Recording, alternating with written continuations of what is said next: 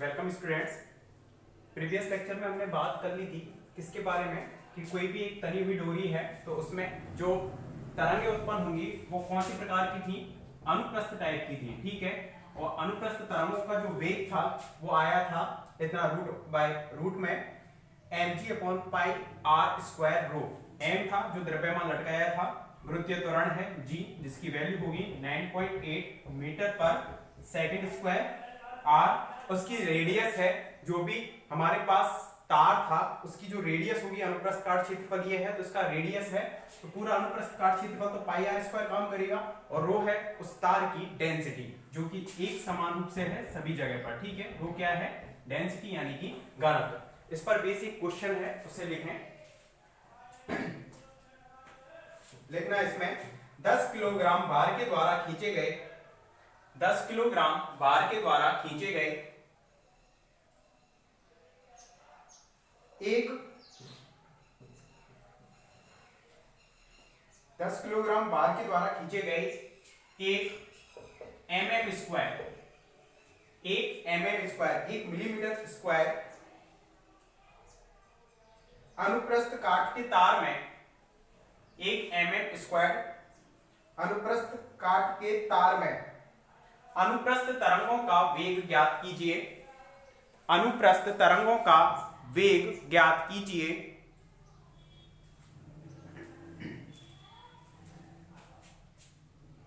जब पदार्थ के तार का घनत्व, जब तार के पदार्थ का घनत्व कितना है?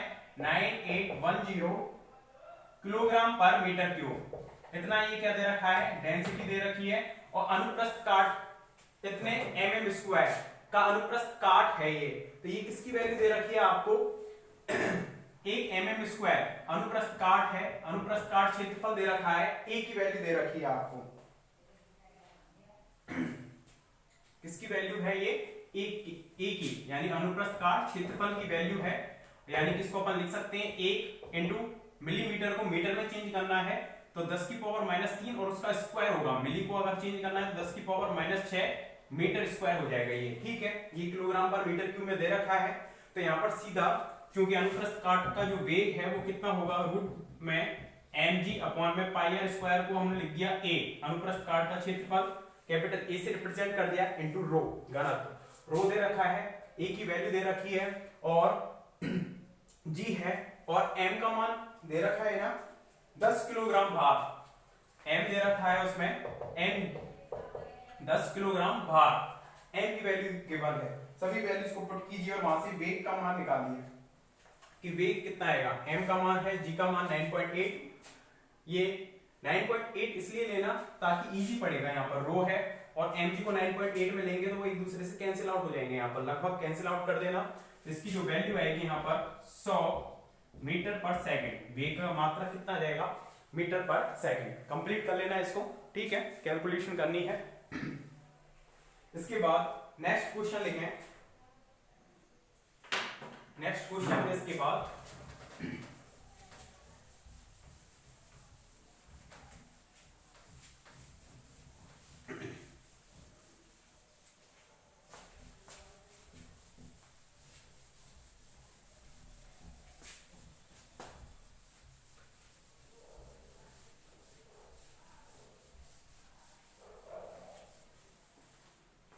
देखें उस क्वेश्चन को।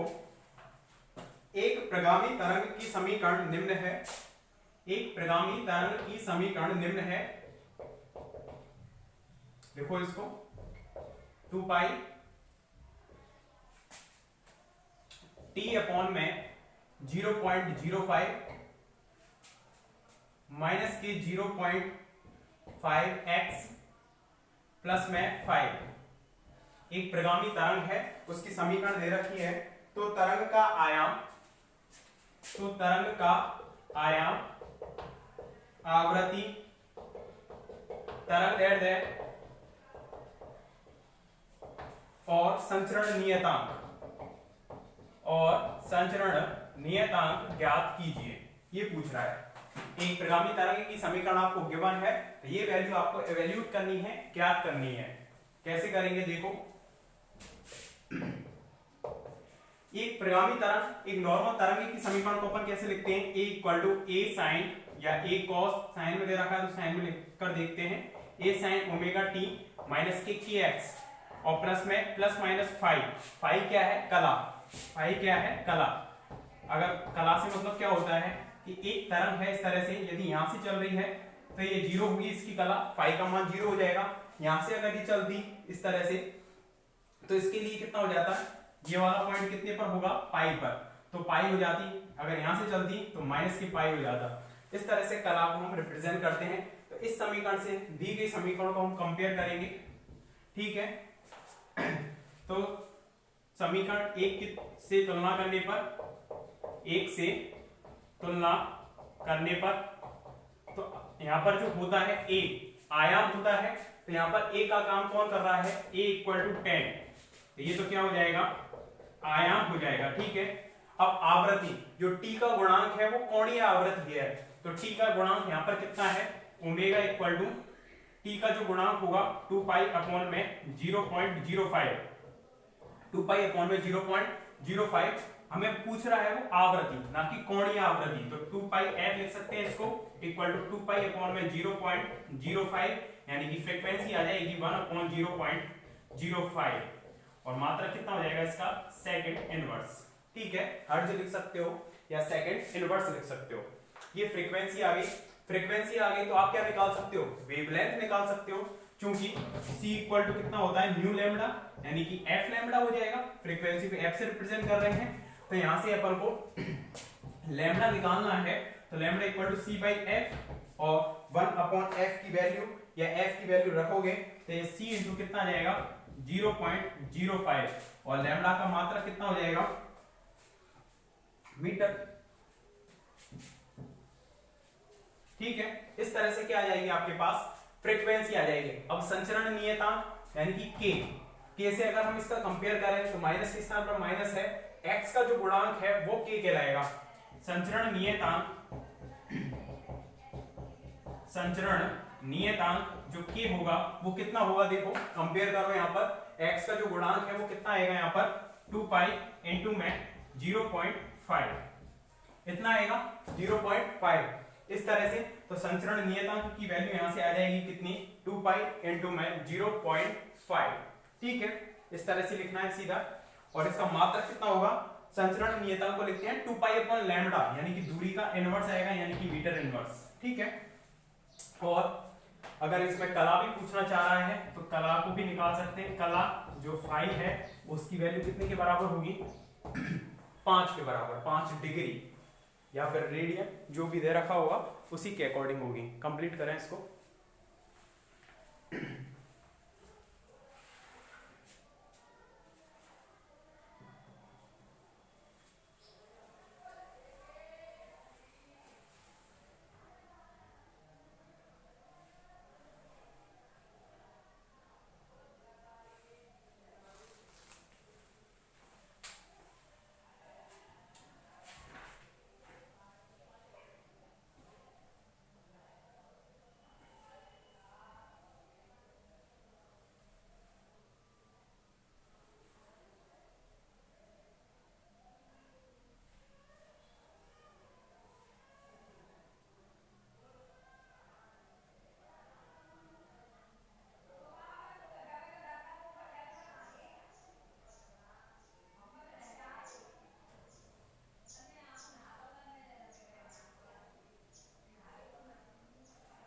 इसमें एक चीज का ध्यान रखना, c equal to F lambda वाला फॉर्मूला इसमें नहीं लगा सकते, क्योंकि c equal to F lambda है वो इलेक्ट्रोमैग्नेटिक वेव के लिए होता है, जबकि परिगामी जो तरंग है वो डोरी में होती है, तो डोरी के लिए c के बराबर उसका वेग नहीं हो सकता। इस चीज का ध्यान रखना, ये गलत हो गया। इसमें c equal to F lambda से नहीं निकालेंगे, इसमें संचरण नियतांक जो k है ये आ गया, तब 2 पाई k इक्वल टू कितना होता है, 2 pi upon lambda equal to 2 pi 0.5, 2 pi से 2 पाई गया, लैम्डा इक्वल टू 1 अपॉन 0.5 यानी कि 10/5 यानी कि 2 मीटर, ये निकलेगा, उससे नहीं निकाल सकते c equal to nu lambda से, ठीक है।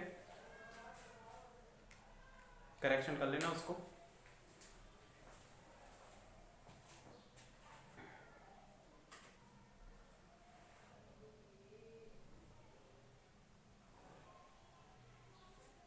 इसके बाद एक नोट डालो।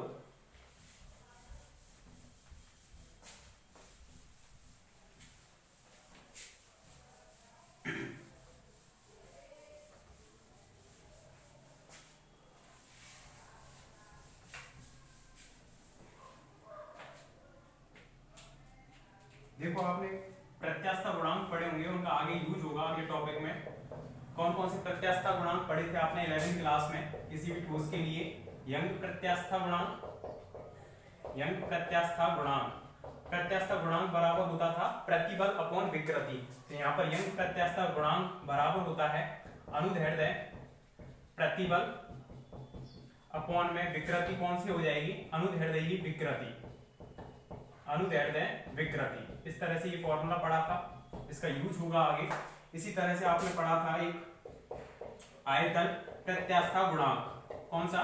आयतन प्रत्यास्थता गुणांक। ये कितना था? यंग प्रत्यास्थता गुणांक, आयतन प्रत्यास्थता गुणांक किसके के बराबर था? ये वाला आयतन प्रतिबल, प्रतिबल अपॉन विकृति आएगा। तो आयतन में ही प्रतिबल, आयतन विकृति, आयतन प्रतिबल अपॉन में आयतन में ही विकृति।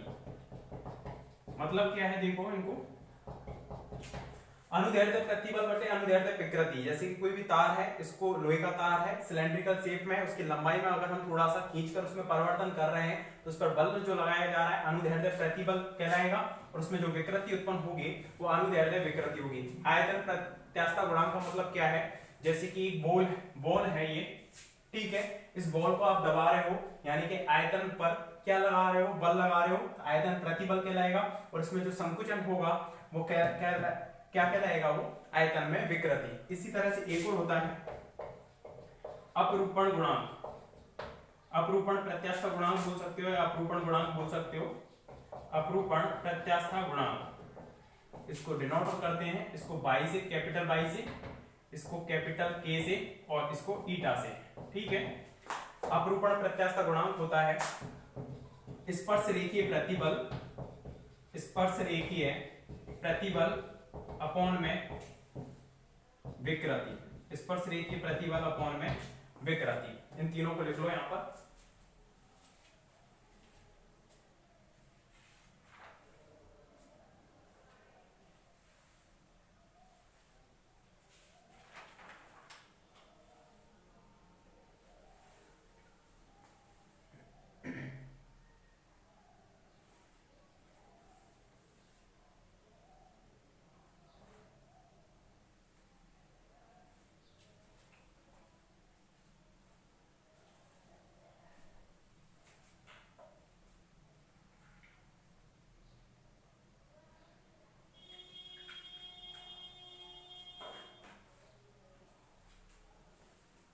जो यहाँ पर लिख लेना, प्रतिबल और विकृति होते क्या है? प्रतिबल तो होता है बल बटे क्षेत्रफल, बल बटे क्षेत्रफल, ठीक है। और विकृति क्या होती है? जैसे कि डेल्टा एल अपॉन एल, लंबाई में परिवर्तन बटे प्रारंभिक लंबाई, या लिख सकते हैं आयतन में परिवर्तन बटे प्रारंभिक आयतन। आयतन विकृति, आयतन में परिवर्तन बटे प्रारंभिक आयतन, लंबाई में परिवर्तन बटे प्रारंभिक लंबाई क्या कहलाएगी? अनुदैर्ध्य विकृति। और स्पर्श रेखीय प्रतिबल और विकृति ये क्या है? इसको समझने की कोशिश करना। स्पर्श रेखीय प्रतिबल से मतलब क्या है? जैसे कि इस तरह से कोई शेप है बॉक्स टाइप की, इसके नीचे वाले आधार को दृढ़ रखकर, फिक्स रखकर, ऊपर से इस पर बल लगाया तो ऊपर वाली जो परत है वो आगे की ओर खिसक जाएगी, ठीक है। इस तरह से शेप बन जाएगी इसकी, ठीक है। तो इस तरह से जब बल लगाया जाता है तो उस बल को बोलते हैं स्पर्श रेखीय प्रतिबल, और उसमें विकृति जो आएगी वो विकृति कहलाएगी। स्पर्श रेखीय विकृति बोल सकते हो या नॉर्मल विकृति, लिख दो इनको।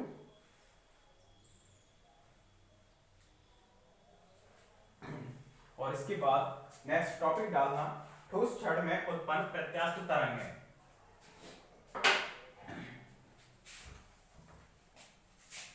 ठोस क्षण में उपस्थित, ठोस क्षण में उत्पन्न, ठोस क्षण में उत्पन्न प्रत्यास्थ तरंगें। और ये कौन सी प्रकृति की होंगी? अनुदैर्ध्य प्रकृति की होंगी, यानी कि जिस साइड में कण है उसी साइड में ही तरंग गति करेगी, ठोस क्षण में उत्पन्न प्रत्यास्थ तरंग है या अनुदैर्ध्य तरंग है। इस तरह से हेडिंग डालो।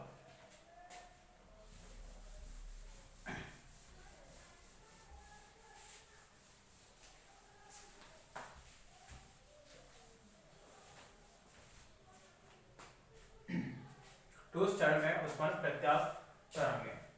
और इसमें चित्र ये बनाना है आपको कि एक ठोस छड़ है, लोहे की मान सकते हैं, किसी की भी मान सकते हैं, धातु की बनी हुई इस तरह से छड़ है, एक सॉलिड लकड़ी की भी हो सकती है, ठीक है। इसका अनुप्रस्थ काट क्षेत्रफल हमने मान लिया 1, ठीक है। अब ये क्या है, जैसे कि एक छड़ है, इसको हथौड़े से हम क्या कर रहे हैं, प्रहार कर रहे हैं, तो इसके जो कणों का एक सरफेस है, एक अल्पांश लिया, जैसे कि इसको अपन मान सकते हैं सिक्के के रूप में, कि एक सिक्कों को इस तरह से जमाते हुए गए तो एक सिलेंड्रिकल शेप बन जाएगी, बेलनाकार आकृति बन जाएगी, ठीक है। अब इस बेलनाकार आकृति में हमने 2 सिक्के ले लिए, मतलब ये वाला सरफेस ले लिया और एक ये वाला सरफेस ले लिया, इसको बोल दिया हमने P और इसको बोल दिया Q। जब इस पर हम प्रहार कर रहे हैं तो ये वाला इस पर फोर्स लगेगा, और फोर्स लगने की वजह से जो P वाला सरफेस है, P वाला जो एरिया है, ठीक है, इस तरह से पूरा वृत्तीय रूप में है, ये पूरा वृत्तीय रूप में सरफेस लिया है, अल्पांश लिया है, तो P वाला कहां पर खिसक गया, ये P डैश पर, और Q वाला खिसक गया कहां पर, Q डैश पर, इस तरह से खिसक गया। पहले जो अल्पांश हमने जो लिया था PQ, जो अल्पांश है, इसकी जो लंबाई है वो कितनी है, डेल x, जो कि इस वाले यहाँ पर एक फिक्स पॉइंट है O, इस तरह से ले रहे हैं अपन एक्सिस, ठीक है, ये वाला y एक्सिस रहा और ये वाला x एक्सिस रहा, इस तरह से हमने इसको सेट किया हुआ है, ठीक है। और यहां पर इस पॉइंट से कितनी दूरी पर ले रहे हैं इस अल्पांश को, x दूरी पर, पहले की तरह है, एक अल्पांश डेल x लिया है।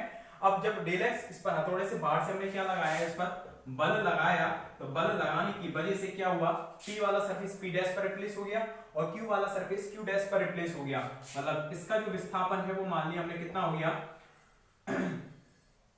साई मान लिया, इसका कितना साई, और इसका मान लिया, इसका इसकी तुलना में साई प्लस में डेल साई, इस तरह से परिवर्तन हो गया दोनों में, कि इसका तो कितना हो गया साई और उसका कितना हो गया साई प्लस में डेल साई। इस तरह से लेकर इसको पहले बनाओ, फिर आगे बात करते हैं इस पर।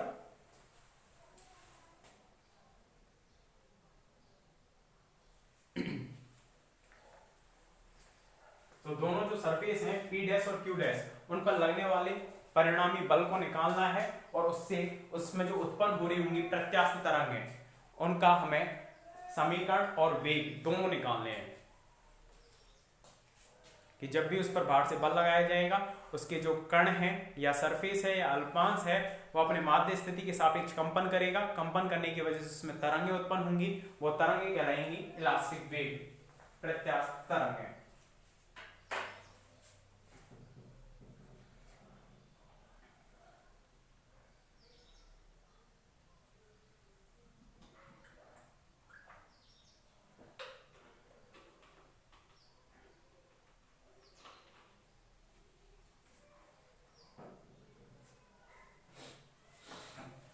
दोनों जो सरफेस आए हैं P डैश और Q डैश, उन पर जो लगने वाला बल है वो निकालना है हमें। तो प्रतिबल निकाल लें, प्रतिबल से एकांक क्षेत्रफल पर लगने वाला बल ही तो प्रतिबल कहलाता है, तो इसमें क्षेत्रफल का भाग देकर अपन क्या निकाल लेंगे, बल को निकाल लेंगे। तो देखो इसमें पहले जो अल्पांश था डेल x था, अब जब P डैश पर रिप्लेस हुआ, Q डैश पर रिप्लेस हुआ, तो टोटल उसमें कितना, अब अल्पांश की लंबाई कितनी रह गई, पहले PQ था, अब PQ यहां पर हो गया shift P dash Q dash पर, अब भी क्या उसकी लंबाई डेल x बनी हुई है या उसकी लंबाई में कुछ चेंज आया है, तो लिखना है इसमें आगे, आपको नहीं लिखना है, अभी लैंग्वेज लिखवाऊंगा, PQ लंबाई में, PQ अल्पांश में,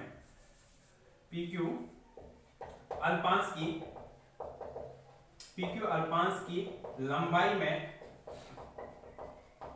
परिवर्तन कितना हो जाएगा, देखो बाद की जो लंबाई है यानी कि P डैश Q डैश में से किसको घटा दें, PQ को घटा दें, P डैश Q डैश को अपन कितना लिख सकते हैं, P डैश Q डैश को अपन लिख सकते हैं कितना, P डैश Q प्लस में Q डैश, इस तरह से लिख सकते हैं, और माइनस PQ को लिख सकते हैं अपन PP डैश प्लस में P डैश Q, इस तरह से लिख सकते हैं। P डैश Q से P dash Q cancel out हो जाएगा, तो Q डैश माइनस की कितना आ जाएगा पीपी डैश, ठीक है। तो यहाँ पर क्यू क्यू डैश की वैल्यू कितनी है हमारे पास, साई प्लस डेल साई, और ये कितना है डेल साई, सॉरी साई, तो ये कितना आ जाएगा हमारे पास डेल साई, ये आ जाएगी हमारे पी क्यू लंबाई में जो वास्तव में परिवर्तन जो हुआ है ये आ जाएगा। अतः लंबाई में जो विकृति आई है वो विकृति कितनी हो जाएगी, डेल्टा एल अपॉन में एल, इस तरह से लिखते हैं। लंबाई में परिवर्तन बटे प्रारंभिक लंबाई, लंबाई में परिवर्तन कितना आया डेल साई अपॉन में प्रारंभिक लंबाई कितनी है डेल एक्स। जो अल्पांश लिया है क्योंकि डेल एक्स है वो टेंड कर रहा है जीरो की ओर, इसलिए पर जो विकृति है, और ये विकृति कौन सी कहलाएगी, अनुदैर्ध्य विकृति, क्योंकि लंबाई के अकॉर्डिंग बात कर रहे हैं इसलिए अनुदैर्ध्य विकृति कितनी हो जाएगी डेल साई अपॉन में डेल एक्स, लिमिट लगाएंगे इसमें del X tends to zero, तो ये कितना लिख सकते हैं अपन इसको del psi by del X, यानी कि लंबाई में परिवर्तन डेल साई अपॉन प्रारंभिक लंबाई कितनी है डेल एक्स, प्रारंभिक लंबाई कितनी है डेल एक्स, तो ये अनुदैर्ध्य विकृति आ गई। अब यहाँ से इसमें प्रत्यास्था गुणांक कौन सा होगा, क्षण में लंबाई के अनुदिश परिवर्तन हो रहा है इसलिए यहाँ पर क्योंकि यंग प्रत्यास्थता गुणांक कितना होता है कैपिटल बाई इक्वल टू अनुदैर्ध्य प्रतिबल अपॉन में अनुदैर्ध्य विकृति, ये हो जाएगा। तो यंग प्रत्यास्था गुणांक बाई इक्वल टू अनुदैर्ध्य प्रतिबल को हमने लिख दिया ऐसे ही, और विकृति कितनी हो गई यहाँ पर डेल साई अपॉन में del X, del psi upon में डेल एक्स, इस तरह से अपन ने लिख दिया, ठीक है। यह अनुदैर्ध्य प्रतिबल को नॉर्मली प्रतिबल P से रिप्रेजेंट कर दिया, ऐसे समझ लो कि स्मॉल p से तो डिनोट कर रहे हैं पॉइंट को, स्मॉल p से हमने रिप्रेजेंट कर दिया प्रतिबल को। तब अल्पांश तब P सतह पर लगने वाला प्रतिबल, इस पर बाहर से प्रहार किया है तो उस पर कितना प्रतिबल काम करेगा, P सतह पर लगने वाला प्रतिबल, उसको हमने रिप्रेजेंट कर दिया किससे P1 से, वो कितना आ जाएगा by del psi by del X, कितना आ जाएगा P1 equal to by del psi by del X, किस पर लगाया है P सतह पर लगने वाला प्रतिबल, तो P सतह पर लगने वाला बल कितना हो जाएगा, क्योंकि प्रतिबल बराबर कितना होता है बल बटे क्षेत्रफल, इक्वल टू कितना आ जाएगा by del psi by del X. Equation डाल देना है इनको, इक्वेशन 1 इसमें 2 और ये हो जाएगी 3, तो इससे P सतह पर हमने बल निकाल लिया, कितना आ जाएगा F1 equal to A by del psi by del X, ये कितना आ जाएगा फोर्स F1 आ जाएगा। इसी तरह से जो परत Q है या सतह Q है उस पर भी हमें क्या निकालना है, फोर्स निकालना है, ताकि हम टोटल x दिशा में बल को निकाल सकें। तो लिखना पहले चित्र बनाने के बाद लैंग्वेज, जब किसी धातु की छड़ की सिरे को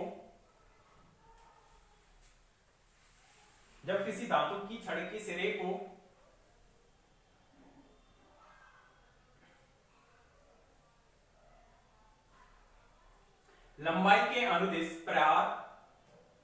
अनुदिश हथौड़े से प्रहार किया जाता है तो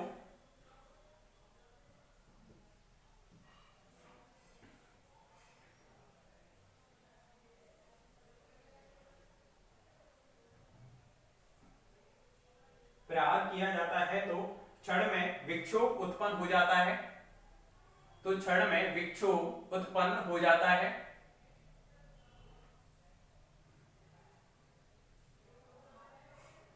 यह विक्षोभ छड़ की लंबाई के अनुदिश प्रत्यास्थ तरंग के रूप में संचरित होता है, यह विक्षोभ छड़ की लंबाई के अनुदिश प्रत्यास्थ तरंग के रूप में संचरित होता है।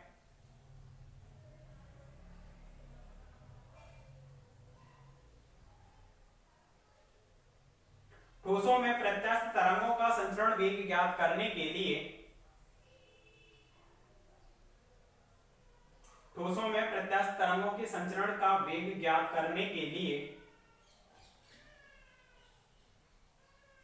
छड़ के मूल बिंदु O से स्मॉल x दूरी पर, छड़ के मूल बिंदु O से स्मॉल x दूरी पर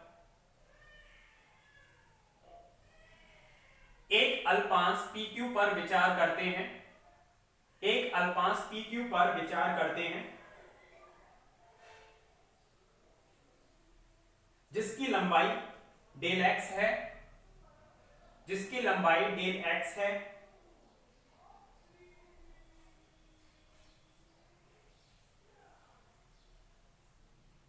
जैसे ही हथौड़े से प्रहार किया जाता है तो P तथा Q तल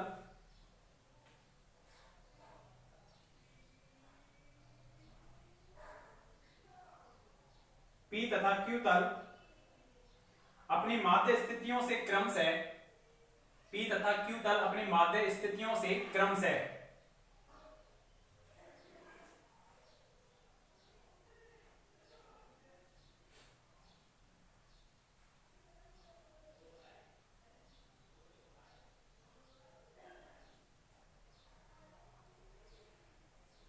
साई तथा साई प्लस डेल साई विस्थापित होकर, साई तथा साई प्लस डेल साई विस्थापित होकर P डैश व Q डैश पर पहुंच जाते हैं।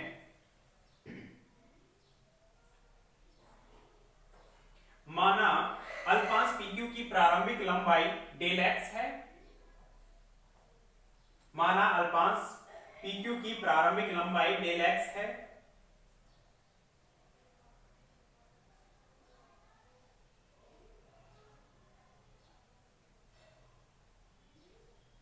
तब अल्पांश PQ की लंबाई में परिवर्तन, पूरा लिख दो इसको लास्ट तक, तब अल्पांश PQ की लंबाई में परिवर्तन, 1 2 और 3 समीकरण हो गए, इसको 4 डाल देना, इसको 5।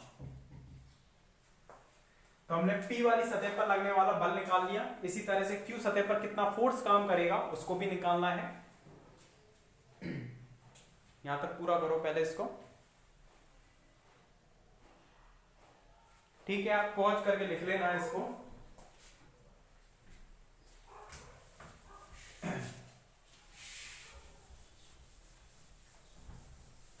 आगे देखो इसमें F1 अपॉन A इतना आ गया, F1 equal to A by del psi upon में डेल x। इसी तरह से अगर हमें Q वाली सतह है, Q सतह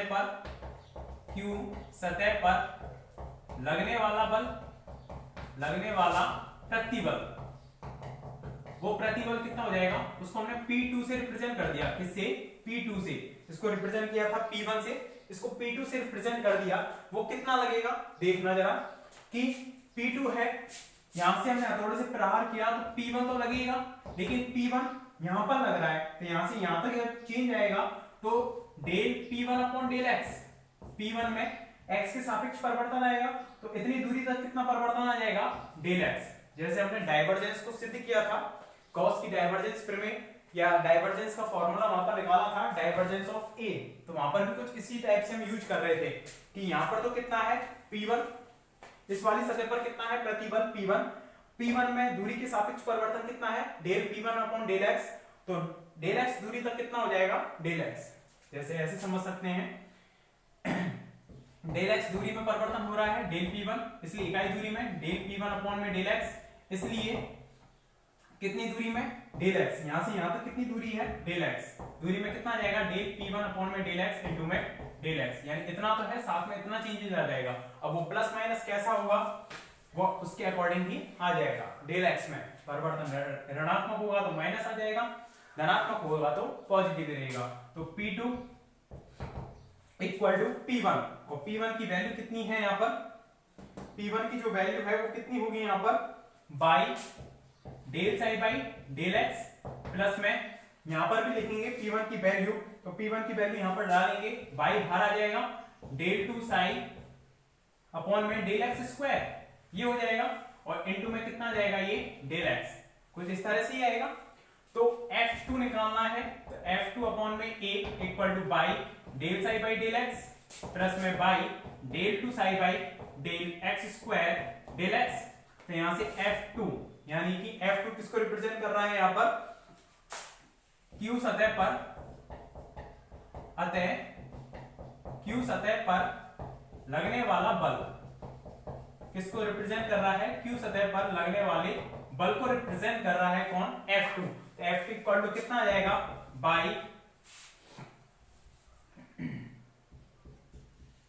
by A del psi by del x plus में by A del two psi by del x square del x. इस तरह से आ जाएगा ये F2। ठीक है, ए क्या है यहाँ पर लिख देना चित्र के पास ही। ए क्या है, अनुप्रस्थ काट क्षेत्रफल। अनुप्रस्थ काट क्षेत्रफल जो भी हमने इस तरह से रॉड ली है, तो इसका ये वाला जो भाग होगा वो कहलाता है अनुप्रस्थ काट क्षेत्रफल यानी कि एरिया। तो F2 आ गया, F1 आ गया। तो नेट x दिशा में, जो x दिशा है उसमें लगने वाला फोर्स हम निकाल सकते हैं।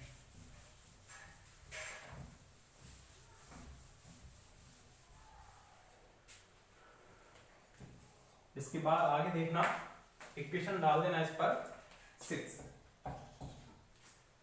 अतः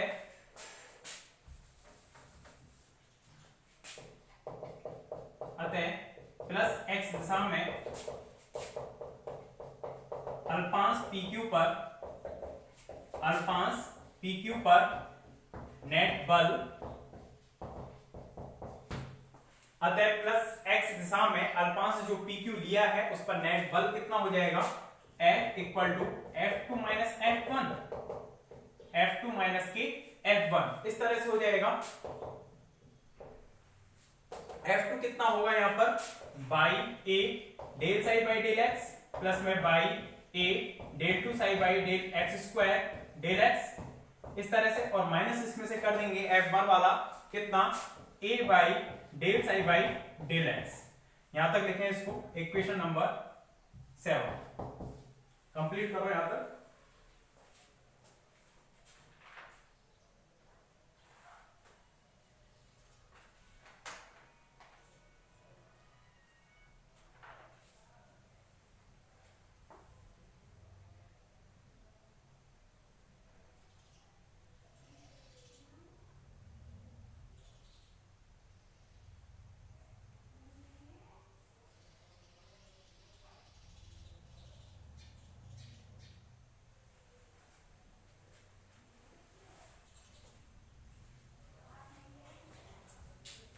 तो नेट फोर्स आ जाएगा हमारे पास कितना, इससे ये कैंसिल आउट हो जाएगा। तो a by del two psi by del x square into में डेल एक्स। और f को कितना लिख सकते हैं अपन, f इक्वल टू होता है उस अल्पांश का माना, अल्पांश जो भी लिया है हमने माना अल्पांश PQ का द्रव्यमान, अल्पांश जो PQ लिया है उसका द्रव्यमान मान लिया m, तो उस पर ही लगने वाला फोर्स आ रहा है F equal to m into A यानी कि del two psi by del t square, del two psi by del t square, A by capital होगा ये, del two psi by del x square into में del x. अब m क्या है, जो अल्पांश PQ लिया था हमने उसका द्रव्यमान। तो चूंकि रो इक्वल टू कितना होगा, m अपॉन v, किसके लिए, PQ अल्पांश के लिए। अगर हम बात करें कि PQ अल्पांश है, उस PQ अल्पांश के लिए घनत्व कितना होगा, द्रव्यमान बटे आयतन। तो m इक्वल टू कितना हो जाएगा, रो इंटू v। तो रो इंटू v क्या होगा, उस जो भी हमने अल्पांश लिया है ये PQ, इस PQ का कितना आयतन कितना हो जाएगा, ये तो डेल x और ये क्षेत्रफल, तो क्षेत्रफल इंटू लंबाई, आयतन हो जाएगा a इंटू डेल x। ये क्या हो जाएगा, आयतन, क्षेत्रफल इंटू ऊंचाई, ऊंचाई कितनी होगी उसकी, डेल एक्स। ठीक है, तो यहां से m की value rho into a into del x आ गई। यहां पर वैल्यू पुट करनी है इसकी, समीकरण number 8।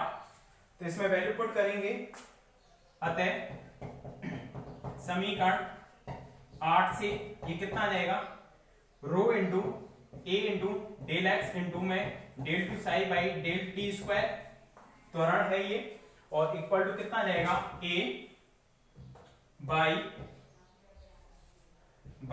Del two psi by del x square del X. ठीक है, डेल एक्स से डेल एक्स कैंसिल आउट हो जाएगा, ए से ए कैंसिल आउट हो जाएगा, तो यहां पर कितना बचेगा, डेल टू साई अपॉन में डेल टी स्क्वायर। ठीक है, इक्वल टू रो इधर ले लिया और अपॉन में बाई, कैपिटल बाई। ठीक है, equal to del two psi by कितना आ जाएगा, ये डेल एक्स स्क्वायर। कितना आ गया, इक्वेशन नंबर डाल देना इस पर 9। लिखो यहां तक। जो तरंग समीकरण है उसका रूप तो वही आएगा, पहले जो तरंग समीकरण थी एक विमीय तरंग समीकरण, उसी के रूप की है ये। तो वी स्क्वायर इक्वल टू कितना हो जाएगा,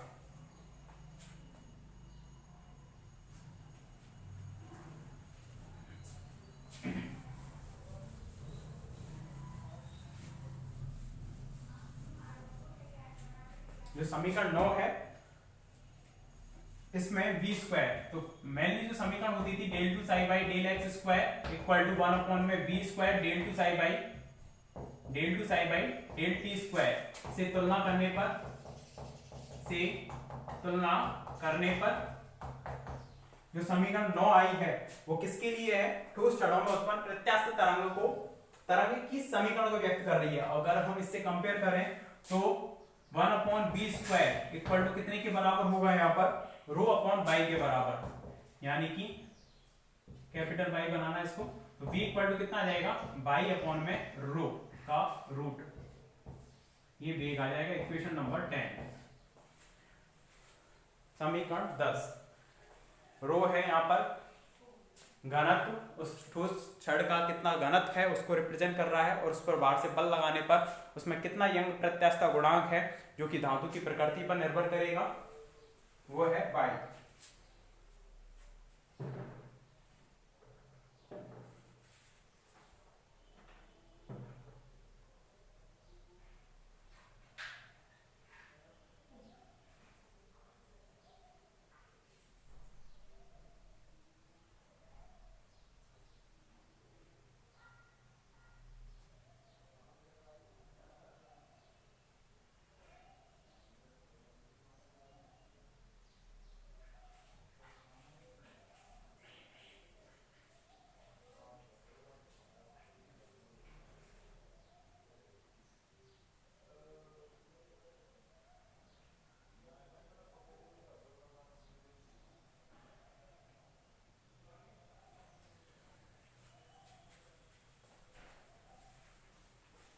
इसके बाद लिखना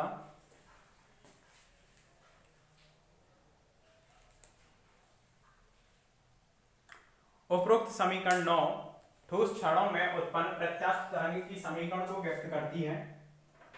उपरोक्त समीकरण 9 ठोस क्षणों में उत्पन्न प्रत्यास्थ तरंग की समीकरण को व्यक्त करती है। ठोस क्षणों में उत्पन्न प्रत्यास्थ तरंग की समीकरण को व्यक्त करती है एवं समीकरण 10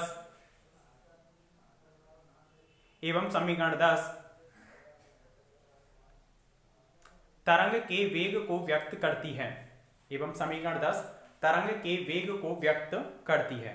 ठीक है, तो ठोस क्षणों में कोई भी तरंग उत्पन्न हो रही है, उस तरंग की समीकरण किस तरह से दी जाएगी, केवल आप सभी में देखना केवल किसका मान चेंज होता हुआ जा रहा है, वेग का। समीकरण का रूप तो उसी रूप में आ रहा है, बस वेलोसिटी की जो वैल्यू है वो चेंज होती हुई जा रही है। पहले में आ रही थी under root T upon M, यहाँ पर आई है अंडर रूट में बाई अपॉन रो। एक और है आगे, उसमें हम अपरूपण गुणांक का यूज करेंगे, गैस स्तंभ है तो उसमें आएगा अंडर रूट में के अपॉन रो, अंडर रूट में के अपॉन रो, आयतन प्रत्यास्थता गुणांक आएगा यूज उसमें। ठीक है, उसे करेंगे नेक्स्ट लेक्चर में। Thank you.